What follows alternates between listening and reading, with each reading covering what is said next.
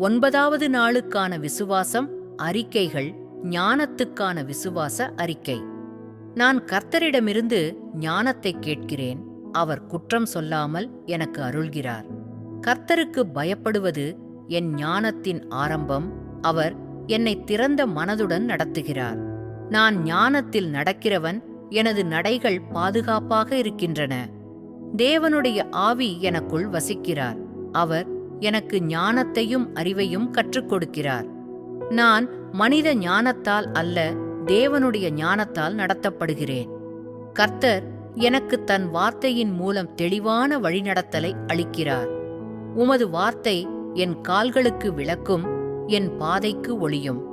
நான் ஞானமான வார்த்தைகளை பேசுகிறேன். எனது நாவால் கிருபை வெளிப்படுகிறது.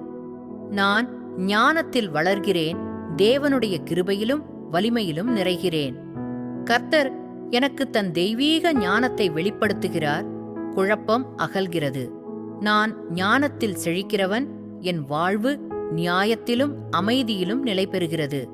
கர்த்தரின் ஞானம் என் மனதை நிரப்புகிறது. என் முடிவுகள் தெளிவாக இருக்கின்றன. என் வாயின் வார்த்தைகள் ஞானமுள்ளவையாகவும் என் நாவு கருணையுடன் நிறைந்ததாகவும் இருக்கின்றன. நான் பரிசுத்த ஆவியின் வழிகாட்டுதலால் பேசுகிறேன். எந்த சூழலிலும் புத்தியுடன் நடக்கிறேன். ஞானம் எனக்கு வழிகாட்டியாக இருக்கிறது. அதனால் நான் வெற்றி காண்கிறேன். நான் தேவனுடைய சிந்தனையை கொண்டிருக்கிறேன். அதனால் ஞானமும் புரிதலும் எனக்குண்டு.